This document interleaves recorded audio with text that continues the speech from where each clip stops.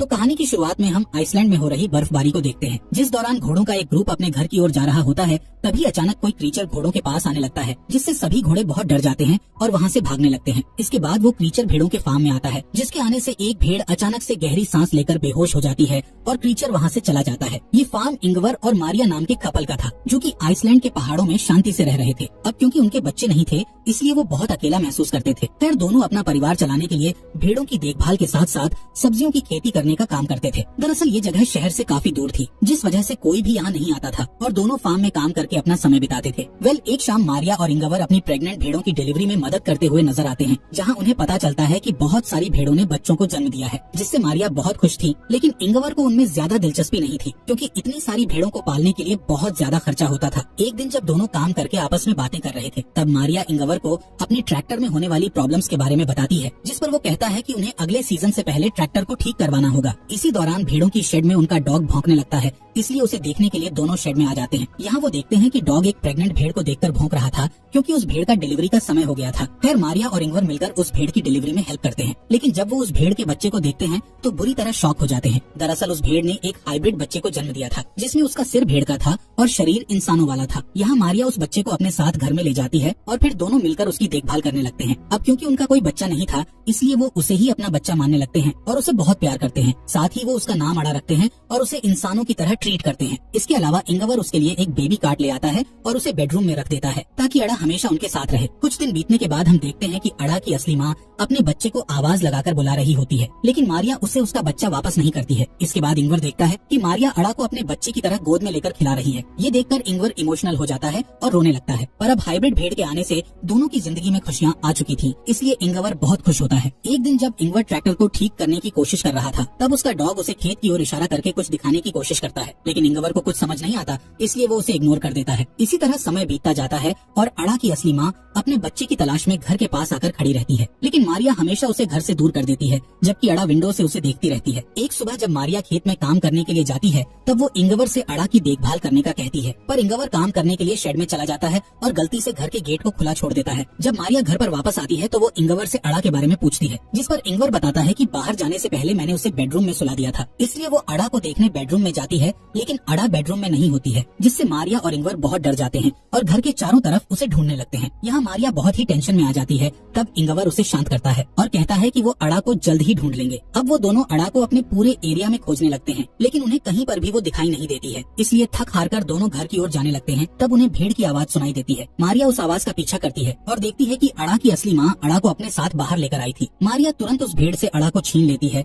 और उसे ठंड से बचाने के लिए कपड़े से ढकने लगती है। जिसके बाद वो घर जाने लगते हैं, जिस दौरान अड़ा की माँ उनके पीछे आने लगती है, जिससे मारिया उस पर गुस्सा होती है और उसे यहाँ से दूर जाने का कहती है। घर में आने के बाद वो अड़ा को सुला देते हैं और राहत की सांस लेते हैं। कुछ महीनों बाद अड़ा बड़ी हो जाती है और अब वो इस परिवार का हिस्सा बन चुकी थी। खासकर अड़ा का रिश्ता मारिया के साथ बहुत अच्छा हो गया था और वो दोनों एक दूसरे के बिना नहीं रह सकती थी। एक रात मारिया को भेड़ों के बारे में डरावना सपना आता है, जिसे देखकर वो जाग जाती है और सोचने लगती है कि शायद अड़ा की माँ उसे अड़ा से दूर ले जाएगी। इसलिए मारिया अड़ा को बचाने के लिए एक प्लान बनाती है, जिसमें वो इंगवार और अड़ा को सोता हुआ छोड़ घर के बाहर आ जाती है और अड़ा की माँ को शूट करके मार डालती है। जिसके बाद वो उस भेड़ को वहीं पर दफना देती है। तभी इंगवार का भाई पीटर मारिया को ऐसा करते हुए देख लेता है। असल में पीटर शहर में रहा करता था और छोटे मोटे क्राइम करके पैसा कमाता था, लेकिन कुछ कारणों से उसके साथी उसे इंगवार के यहाँ छोड़कर चले गए थे। खैर, पीटर भेड़ों की शेड में जाकर सो जाता है। जब उसकी आंख खुलती है तो उसे अड़ा दिखाई देती है, लेकिन जल्द ही अड़ा वहाँ से गायब हो जाती है, जिससे पीटर को लगता है कि शायद उसने कोई सपना देखा था। सुबह होने पर पीटर इंगवार से मिलता है, जिसे देखकर इंगवार बहुत खुश होता है,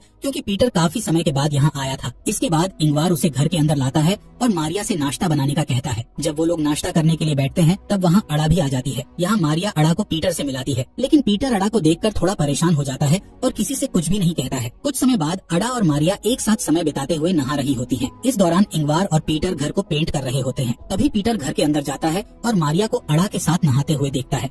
जब इंगवार घर में आता है, तब पीटर उससे पूछता है कि आखिर यहाँ क्या चल रहा है, जिस पर इंगवार उससे सिर्फ इतना कहता है कि उनका परिवार बहुत खुश है। रात में मारिया अड़ा को पीटर के पास लाती है है और अड़ा को अपने अंकल पीटर से गुड नाइट कहने का बोलती है। तब पीटर एक बार फिर इंगवार से अड़ा के बारे में बात करने की कोशिश करता है, जिस पर इंगवार कहता है कि वो इस बारे में बात करना नहीं चाहता है। साथ ही वो पीटर से कहता है कि तुम यहाँ जब तक चाहो तब तक रह सकते हो, लेकिन तुम हमारे पर्सनल लाइफ में कोई भी इंटरफेयर नहीं करोगे। यहाँ मारिया इंगवार से पूछती है कि आखिर पीटर यहाँ कितने दिनों तक रुकने वाला है। असल में पीटर मारिया के साथ फ्लर्ट करता था और उसे हमेशा गंदी नजरों से देखा करता था, इसलिए वो चाहती थी कि पीटर जल्द से जल्द यहाँ से चला जाए। खैर इंगवार उससे कहता है कि पीटर यहाँ कुछ समय तक रहेगा, क्योंकि वो अक्सर उन लोगों से बचने के लिए यहाँ आता है जिनको उसे पैसे चुकाने होते हैं। अगली सुबह तीनों मिलकर खेत में आलू लगा रहे होते हैं और उनका डॉग अड़ा की देखभाल कर रहा होता है, लेकिन अड़ा उस डॉग को डरा देती है। दूसरी तरफ तीनों एक ब्रेक लेते हैं, जिस दौरान पीटर मारिया से फ्लर्ट करने लगता है, लेकिन मारिया उसे दूर कर देती है। तब पीटर उससे कहता है कि तुम जिसे इंसान समझकर अपने घर में रखे हुए हो वो सिर्फ एक जानवर है, पर मारिया उसकी बातों पर ध्यान नहीं देती है और वहाँ से चली जाती है। अगली सुबह इंगवार अपने भाई पीटर को उठाता है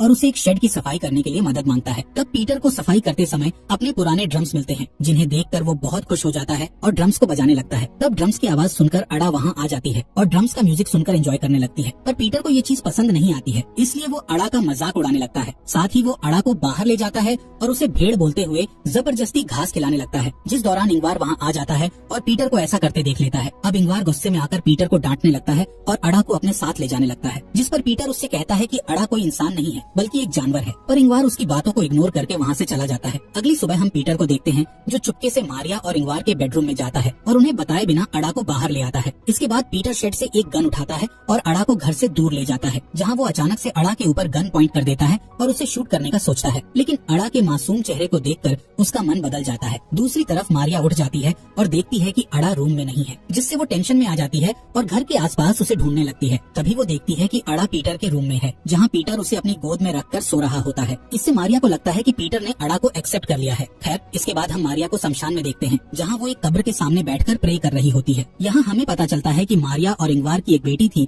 जिसका नाम अड़ा था, लेकिन किसी कारण से उनकी बेटी की मौत हो गई थी, जिससे वो दोनों काफी अकेले हो गए थे। यही वजह थी कि उन्होंने उस हाइब्रिड भेड़ के बच्चे का नाम अड़ा रखा था और वो उसे अपनी बेटी के रूप में देखने लगे थे। यहाँ इंगवार अड़ा को कहानियाँ सुनाता है, जिस दौरान उसे अपनी मरी हुई बेटी की याद आती है, जिससे वो बहुत इमोशनल हो जाता है। तब मारिया उसके पास आती है और उसे शांत करने लगती है। असल में ये दोनों अपनी बेटी की मौत का जिम्मेदार खुद को मानते थे, जिससे दोनों के बीच में काफी दूरियां भी हो गई थी, लेकिन जब से उन्हें अड़ा मिली थी तब से उन दोनों के बीच दूरियां खत्म होने लगी थी। इसके अलावा पीटर भी अब अड़ा को पसंद करने लगा था और अक्सर उसे घुमाने के लिए बाहर ले जाता था, जिससे इंगवार और मारिया भी खुश होते थे और उन्हें अच्छा लगता था कि पीटर ने उसे अपना लिया है। एक दिन पीटर अड़ा को अपने साथ मछली पकड़ने के लिए ले जाता है। तब वो अड़ा को अपने और इंगवार के बचपन के बारे में बताता है, लेकिन जब वो घर की ओर वापस जाते हैं तब रास्ते में उनका ट्रैक्टर खराब हो जाता है। यहाँ पीटर ट्रैक्टर को ठीक करने लगता है, पर उसे समझ नहीं आता है कि आखिर ट्रैक्टर में क्या प्रॉब्लम है, इसलिए वो ट्रैक्टर को वहीं छोड़ देता है और अड़ा को लेकर घर आ जाता है, जहाँ डिनर करने के बाद वो सभी टीवी में एक गेम देखते हैं, लेकिन उनकी टीम हार जाती है, जिससे उनका मूड खराब हो जाता है। इसलिए मारिया सबको खुश करने का सोचकर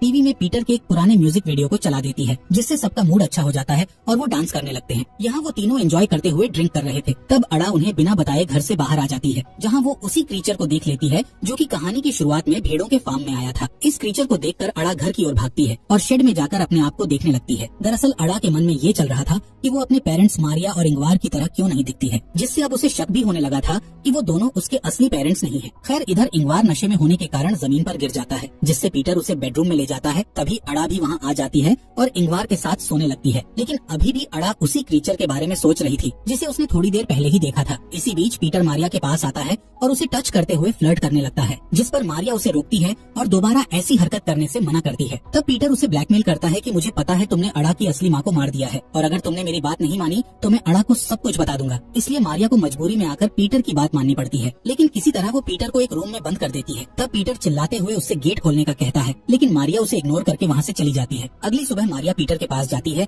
और उसे अपने घर से चले जाने की रिक्वेस्ट करती है, जिसके लिए पीटर मान जाता है और वो उसे बस स्टॉप पर छोड़ने के लिए चली जाती है। इसी बीच इंगवार भी उठ जाता है और अपनी वाइफ और भाई को ढूंढने लगता है, लेकिन जब वो उसे नहीं मिलते तब वो अड़ा के साथ अकेले ही नाश्ता करता है और फिर उसके साथ ट्रैक्टर को लेने चला जाता है। यहाँ मारिया पीटर को ड्रॉप करके उसे बताती है कि अड़ा उनके लिए एक गॉड गिफ्ट है, जिसकी मदद से वो दोबारा अपनी अच्छी जिंदगी की शुरुआत कर सकेंगे। मारिया पीटर से नाराज होने के बावजूद भी उसे कुछ पैसे देती है और फिर अपने घर की ओर निकल जाती है। इसी बीच इंगवार अड़ा को बताता है कि अगर वो घर का रास्ता भूल जाए तो वो घर कैसे पहुँच सकती है। खैर दोनों ट्रैक्टर के पास आ जाते हैं। तब इंगवार ट्रैक्टर को सही करने लगता है, लेकिन वो ट्रैक्टर की प्रॉब्लम को सही नहीं कर पाता है, इसलिए वो अड़ा के साथ वापस घर जाने लगता है। यहाँ मारिया भी घर पर आ चुकी थी। मारिया सोचती है कि अब वो और इंगवार अड़ा के साथ शांति से रह सकेंगे, लेकिन उसे घर में कहीं भी इंगवार और अड़ा दिखाई नहीं देते। तभी उसे गोली चलने की आवाज सुनाई देती है, जिससे मारिया बहुत डर जाती है और जल्दी से फार्म की ओर भागने लगती है। यहाँ फार्म में हम देखते हैं कि उस क्रीचर ने इंगवार को गर्दन में गोली मारकर उसे मार दिया है। ये क्रीचर भी आधा इंसान और आधा भेड़ होता है, जिससे हमें पता चलता है कि ये अड़ा का असली पिता है और इसको देखने के बाद से ही अड़ा को अपने पेरेंट्स पर शक होने लगा था। खैर, अब वो क्रीचर अड़ा का हाथ पकड़कर